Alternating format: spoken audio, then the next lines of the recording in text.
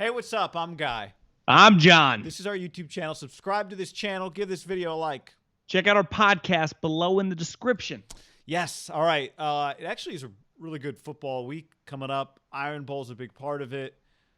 Nick Saban, it looks like, will not be coaching the game. The breaking news on Wednesday was that he has COVID-19, and unlike the last time we thought he had it, was going to miss a game, he has symptoms this time. So the expectation is that this is not a false positive. And I think what came up last time we talked, in part, and it definitely applies now, is Steve Sarkisian. Like, this is a big opportunity for him in a big game. This time, unlike the last time, John, the college football playoff rankings are out, so there is some real pressure on this, but it could be a moment to shine for Sark. Well, not only are they out, the team at number one, it feels like they're always at number one, is Alabama. The last time it happened, I think there was so much unknown for the season. Really, the story before he ended up kind of coming back was like Nick Saban was going to miss a game. And we talked a lot about Sark, but I really don't feel like that story, it was just much more about Saban. I think there is dramatically more. Just the season has played out, right? They've gone undefeated. Even they've lost Jalen Waddle, but they haven't skipped a beat. Mac Jones has played awesome. They're headed right toward the playoffs. And they're in a position where, like, if they get to the SEC championship and they beat Florida, I think they'll be the lock number one seed. And even just, we've seen it before, they could maybe lose that SEC championship game in a close game, and depending on what happens to other people, still probably be in the mix.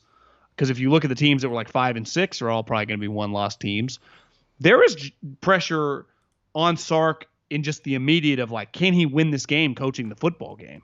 And I saw a headline before we recorded is like someone at Alabama.com or one of the local papers was, the one thing good about this is they had gone through the protocols with him running it before. So, and it was just kind of a dry run. He ended up not having to do it, but at least he got to, like, be in that mindset. But, it's a huge, Guy, if he wins this game, which they should win. They're favored, and Auburn, I think people always act like they're a 3-win team, and then you look up, they win 9 games, right? They are a good team, and they beat them last year with Mac Jones, who actually played really well. Remember, the kid hit the post on the field goal, which feels like Saban's missed a lot of field goals over the years. Like, that's his one blemish is like, yeah, just field goal kickers. Like, if that's your one blemish over like a 10-decade run, you're okay. One of them, though, was not a banged field goal. It was he tried a long kick in this game, and it came back to bite. That was on Nick, the decision. Yeah. But you've talked before on our podcast and here on the show of, like, Sark was a legitimate candidate at Colorado. And depending on who you ask, at the time, I'd heard that it was his job if he wanted it, that it had basically been offered. Yeah, and I think the more and more success Lane has in this resurrection project of, like, his career kind of going from 0 back to, maybe it's not a 10 out of 10 now, but it feels like it's a 7 and ascending, right, or an 8. Feels like it's as solid as it's ever been. Yeah, I do think Sark's going to ride that wave a little bit. You win a game like this, who knows with Saban's symptoms, if he, as of recording this, he's going to miss the game. We saw before, you never can count Nick out. Let's say he coaches a couple games. I just think is what they finish with. He could really, basically be the top college coach on the market of a guy that's a coordinator, right? We often see in college guys leave head jobs for other jobs, but if just a coordinator, guy with experience, Nick signing off on, we see him coach a game. Let's say he beats Auburn by 20 points and they're just killing him. I think he would get some credit, wouldn't you? Yeah, and I also think, the risk with Sark is not that he doesn't know how to coach a team.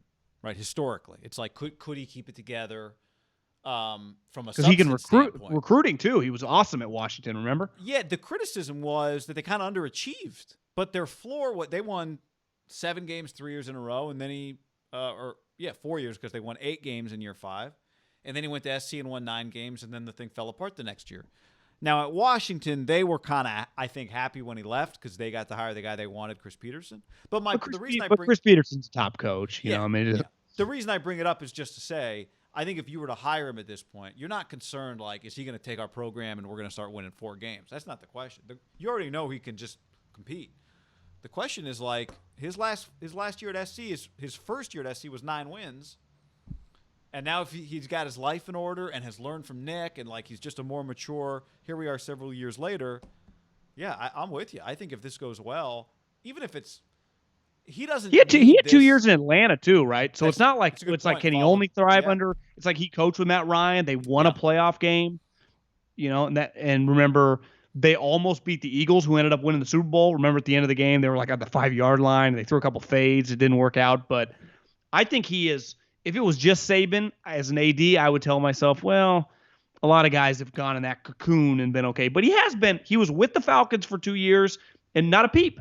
So it does feel there's always a risk anytime with substance abuse and just I've been around people and obviously read a million stories about it. People fall off the wagon fast. It's not like he's by any means still have a huge red flag against him, but he clearly produces, and that matters the most in just, to me, the private business, which college football is. Also, the red flag can easily be spun forward into a positive, right? Let's say he's coaching a team next year. He's going to take over some team that who knows what their season was like in 2020, right? Who knows what adversity those players had to face. And overcoming adversity is a thing that coaches talk about more than probably anything else they talk about. It's constant. We're ignoring what happened, overcoming adversity and like ignoring success. So could you bring him back to USC if Clay Helton wasn't the coach, or probably not? I would say probably not. UCLA? But I don't know that. I don't know. It's a good question. Because to me, he does not feel, and I think Lane kind of morphed in this guy. Does Sark feel like an SEC head coach to you? No, I think that's pretty tough. No, I think that's pretty tough. I think he feels most natural in this conference out here. I could see him in the Big Ten, certainly the Big 12, but it's a really good question. Now, this is where those things can kind of change, right? I mean, Jim McElwain went SEC to he SEC. does feel like a West Coast guy to me. Well, I think Lane's a little bit more of a hybrid. But it's taken Lane's been at it for a few years now, right? Like Tennessee felt really weird. Lane's been at this thing for a while to make himself feel that way. He's had more jobs.